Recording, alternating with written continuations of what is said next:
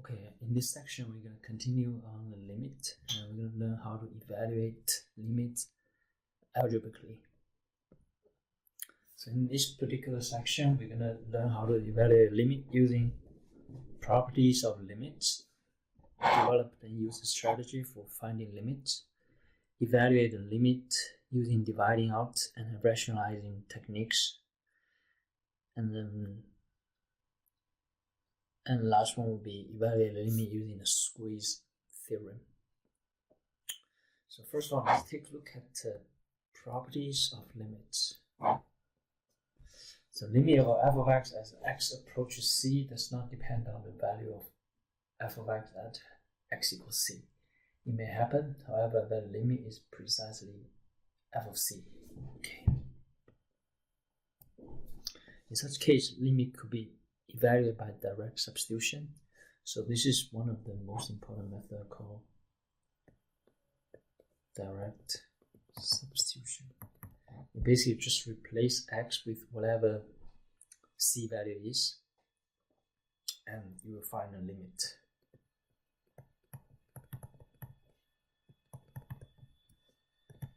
Substitute c for x. So in this case, limit when x approaches c of f of x equals f of c. So such well-behaved functions are continuous at c. So anytime you can use a direct substitution, that means the function is continuous.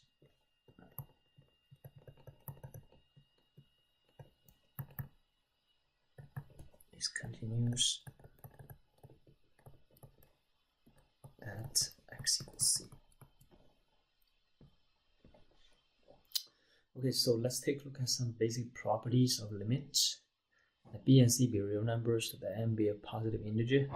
So limit when x approaches c for a constant b. So b is a constant.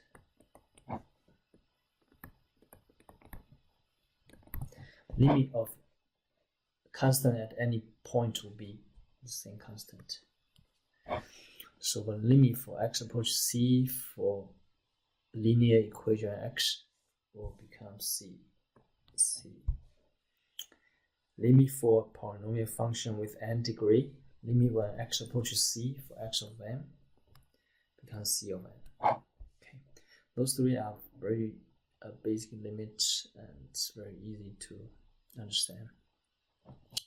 So, for example, like limit when x approaches 2 for function 3 will be just 3. Limit when x approaches -4 for function x will be -4. So limit when x approaches 2 for x squared, here we replace x with 2, that's why we have 2 squared, and 2 squared is 4. So there are more properties of limits. Let b and c be real numbers, let n be a positive integer, and let f and g be function with foreign limits. So limit when for function f of x when x approaches c is L.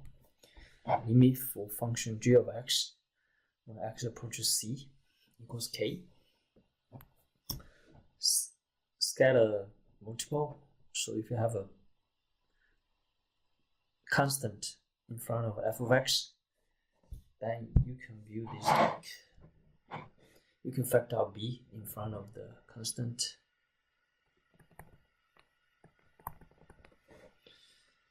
B times f of x. And you can view that as b times limit. So the constant b goes in front of f of x. Now we know limit of f of x is L, so it's b times L. That's why we have this without the L. And sign of difference is, so when you can just separate the sign of difference as, let's say, sign of difference of two functions. Just separate into two limits. for f of x minus limit x approach c for g of x plus minus g of x. Now we have L plus minus k.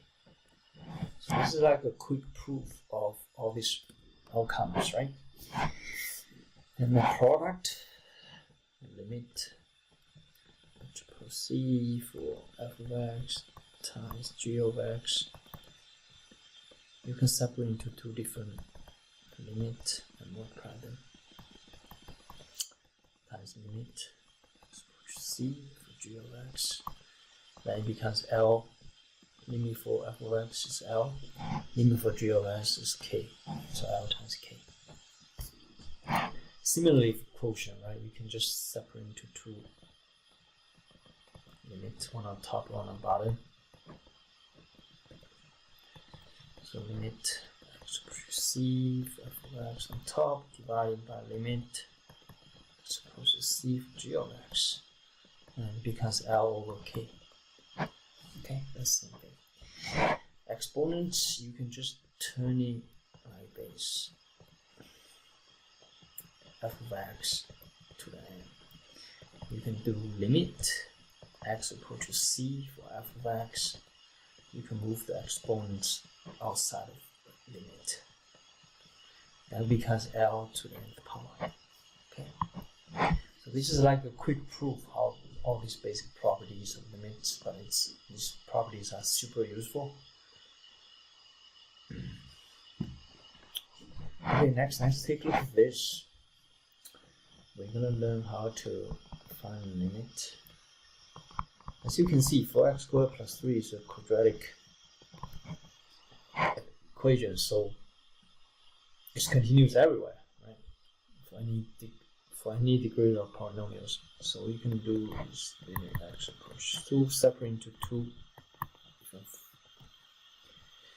different parts of limit using the property number 2. And you can put a coefficient in front using scatter multiple. You do x and put in a square. Plus limit x approaches 2, 3, right? So it becomes 4 times limit of f of x when x approaches 2 becomes, replace x2 with 2, it becomes 2 squared. The limit of a constant is that constant. It becomes 4 times 4 plus 3, so it's 16 plus 3, which gives us 19. Okay.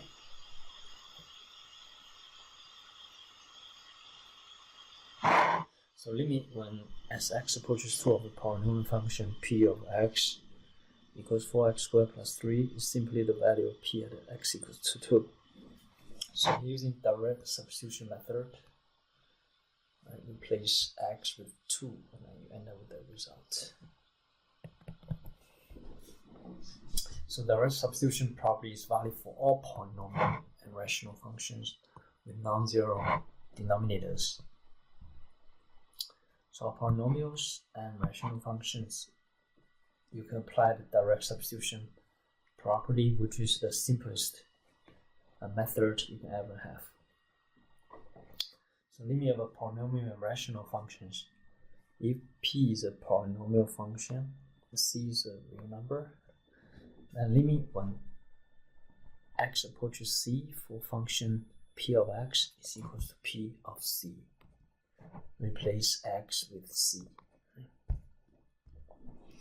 If I is a rational function given by Rx equals px over qx, and c is a real number such that qc not equal to 0, then limit for r of x equals to r of c.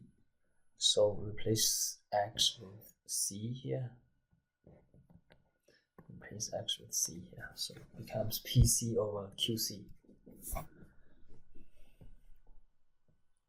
So let's find the limit of this rational function. As you can see, we can do the direct substitution, so we can separate into two different limits, one on top, one on bottom.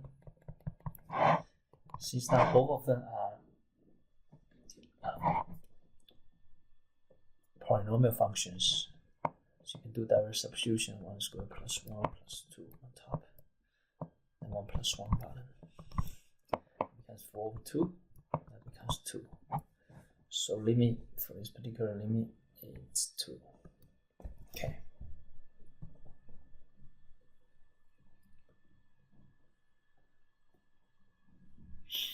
So let's take a look at the limit of a function involving a radical and be a positive integer, and the following limit is valid for all c if n is odd.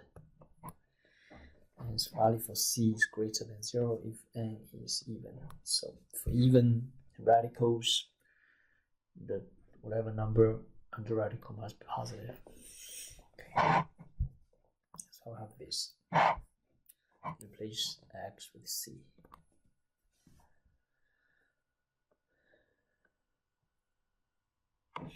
Limit of composite functions.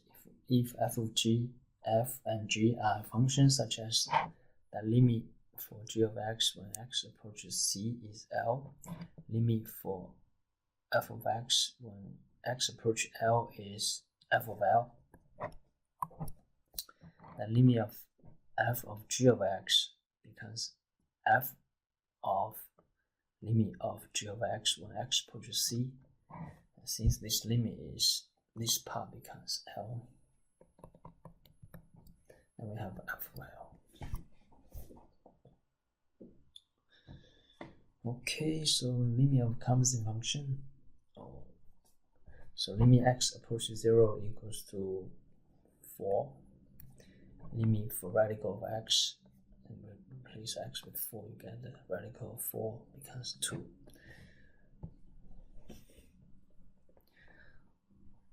So limit of composite function, radical of x squared plus 4, is just equals to radical of 4, it becomes 2.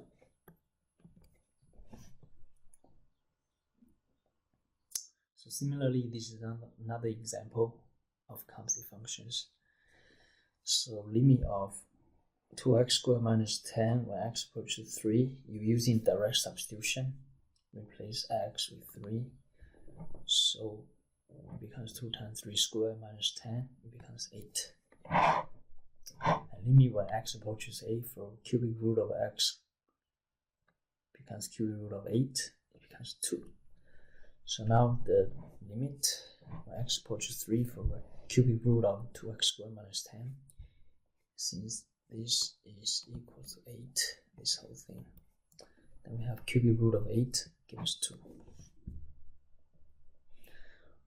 Limit of trigonometric functions. Let c be a real number in the domain of given trigonometric functions.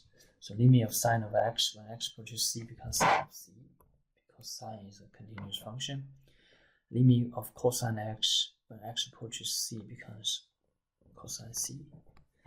Limit of tangent x when x approaches c becomes tangent c. Limit of cotangent x when x approaches c becomes cotangent c. Limit of secant x when x approaches c becomes secant c. Limit of cosecant x when x approaches c becomes cosecant c. So limit of tangent x when x approaches 0 becomes tangent 0. Replace x with 0. So we get tangent 0 is 0. Limit of x times cosine x when x approaches pi, we can separate into two different limits. Limit of x when x approaches pi. Limit of cosine x when x approaches pi. So limit of x when x approaches pi is pi. Limit of cosine x when x approaches pi becomes cosine pi. And cosine pi is -1. So it becomes pi times -1. It becomes -pi.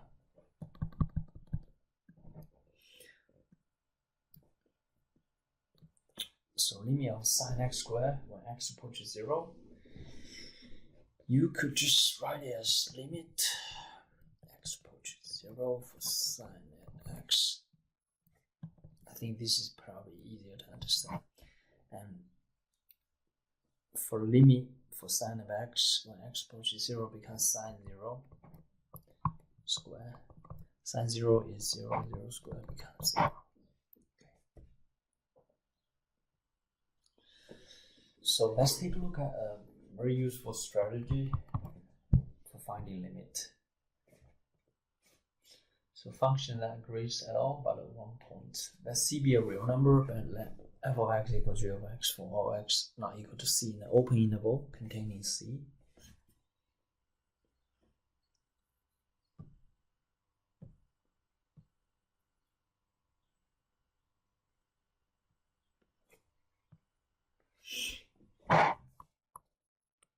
If the limit of g of x as x approaches c exists, then the limit of f of x also exists. So these two functions are equal except at x equals c. Right? So then the limit of f of x when x approaches c equals to limit of g of x when x approaches c. Okay, so let's take a look at this one. This particular function, if you look at it, actually we can factor the numerator, right? So because x minus 1, x squared plus x plus 1. As you can see now, if you cancel that, now we have a new function, which is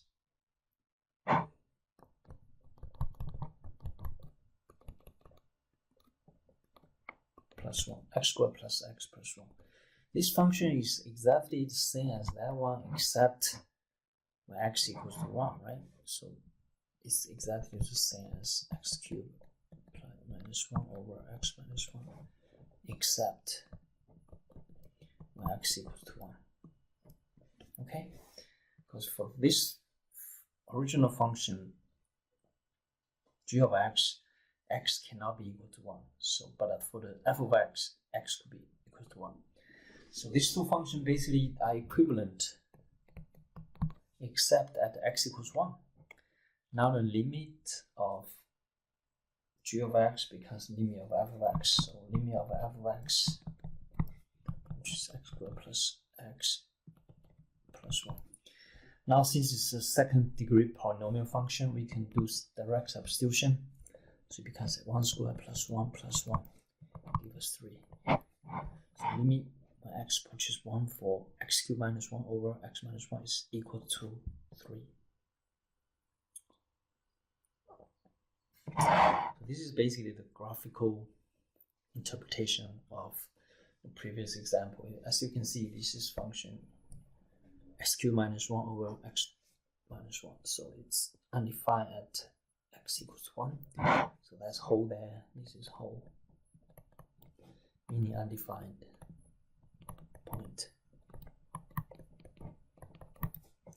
Before x squared plus x plus 1 is defined everywhere. So the only difference is at this point, as you can see. This one is a whole, this one is a solid dot, right? So these two functions are equivalent except x equals 1.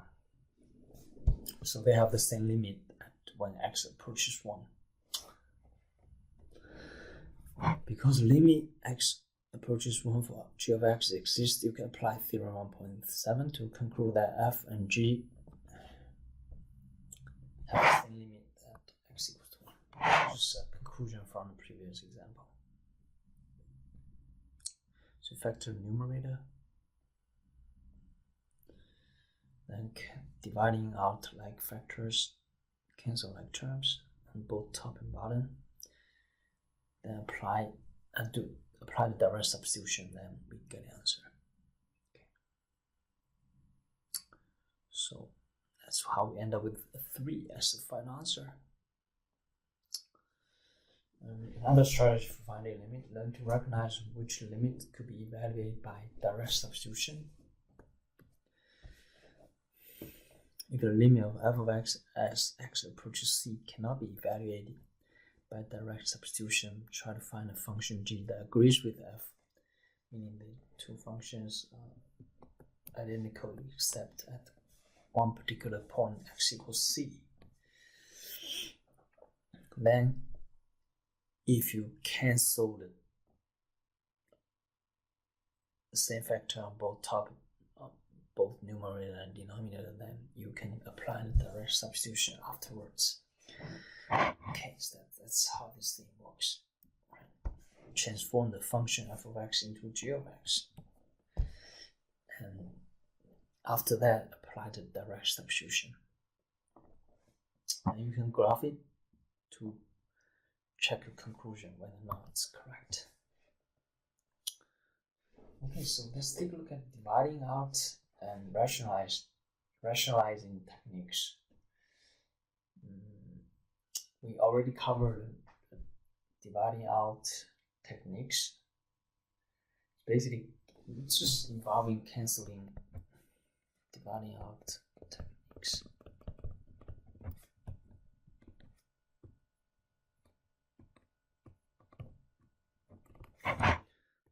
Canceling the same factor on both numerator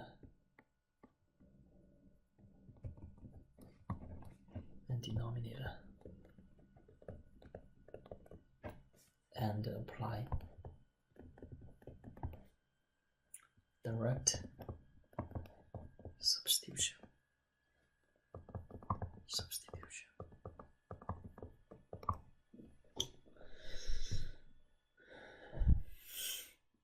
For example, like this one, limit x approaches -3. If you do direct substitution, you realize that the denominator becomes 0 because -3 plus 3 becomes 0. So you cannot do direct substitution immediately. However, you can factor the numerator using the quadratic factoring. So it becomes x plus 3, x minus 2 over x plus 3. Now you can see you have the same factor on both numerator and denominator, and we cancel that. Now we transform this function to this function. So now you have limit x approaches -3 for x minus 2. And this is a polynomial with first degree. So we do direct substitution, replace x with -3. So we get -3 minus 2 equals to -5. Okay, so the answer is -5.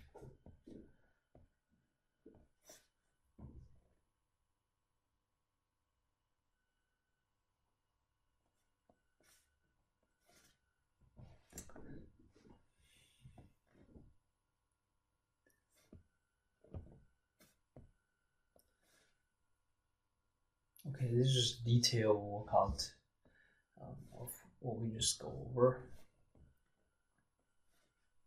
Eventually end up with the answer of -5.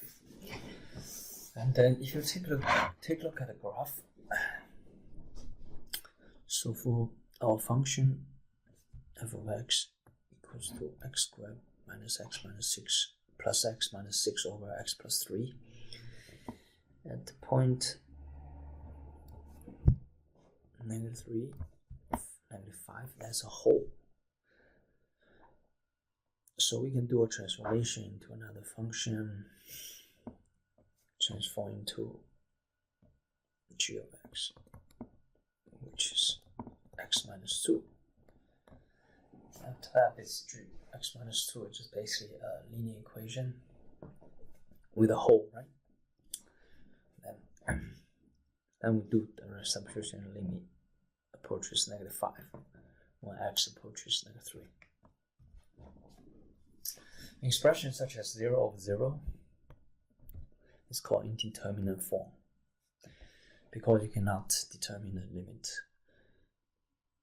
When you try to evaluate a limit and encounter this form, remember that you must rewrite the fraction so that the new denominator does not have 0 in its limit.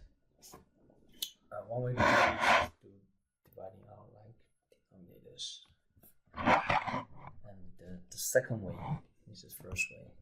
Second way is rationalizing the denominator or numerator.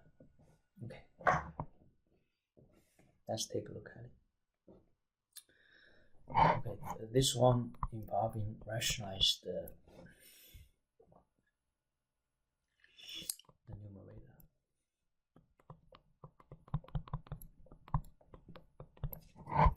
So basically, in order to recognize the numerator, you just gotta find out the conjugate, complex conjugate.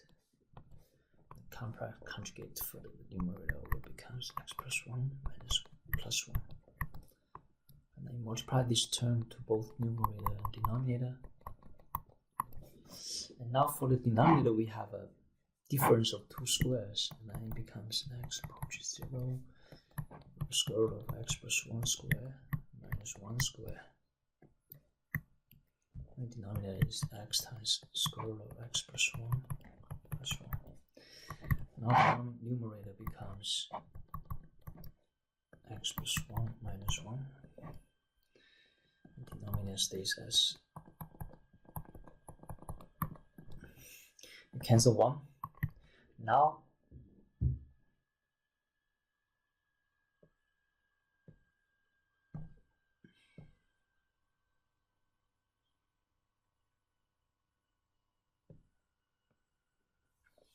you can cancel x, right? Now we have a limit x approaches 0, 1 over. Now the numerator becomes 1. Square root of x plus 1 plus 1. After that, we can do the direct substitution. Replace x with 0. So we get a radical 0 plus 1 plus 1 becomes 1 over 2. So it becomes half. So limit at this particular case becomes half. Okay. There's detailed solutions.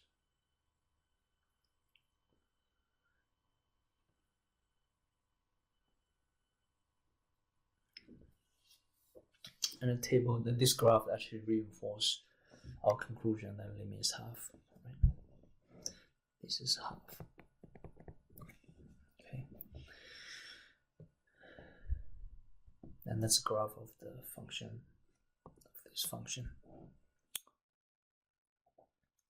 You can also use in the table and create a table like that. As you can see, when x approaches 0 from the left, limit approaches 0.5, and when x approaches 0 from the right, limit approaches 0.5.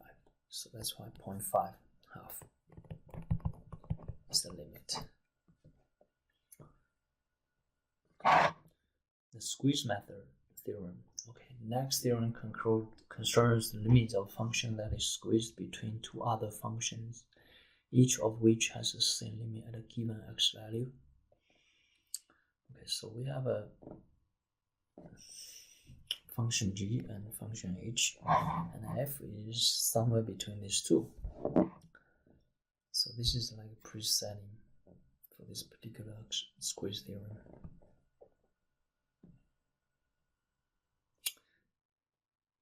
So if h of x is less than equal to f of x and less or equal to g of x, for all x in the open interval, select 3 different layers, and g of x is on very top, f of x is in the middle, hx is in the bottom.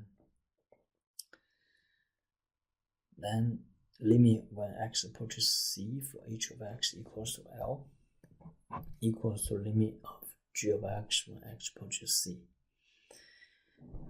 The squeeze theorem is also called sandwich theorem.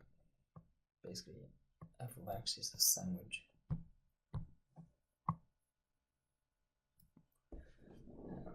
Contained by h of x and g of x. Okay, let's take a look at two special trigonometric limits. For limit when x approaches 0, for sine of x over x is 1. Okay, and the detailed proof will be proof using the L'Hopital rule.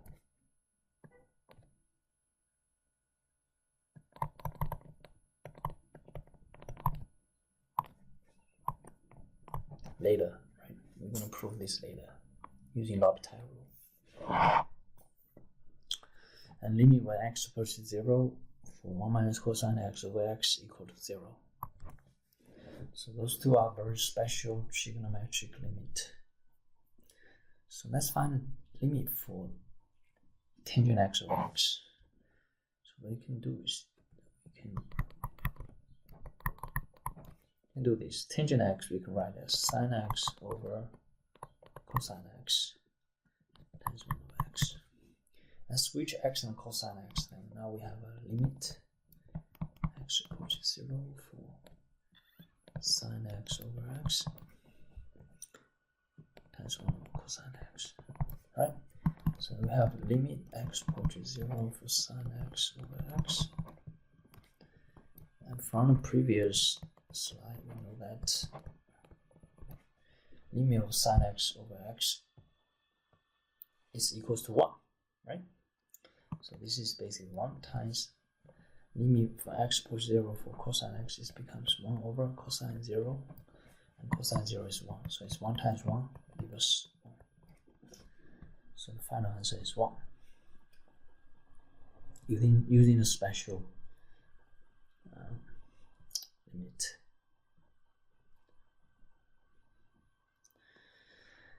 So this is a graph of tangent x over x. As you can see, when x approaches 0, then this is 1, 2, 3, and 4 is right here. Okay. Then the limit of f of x as x approaches 0 is equal to 1.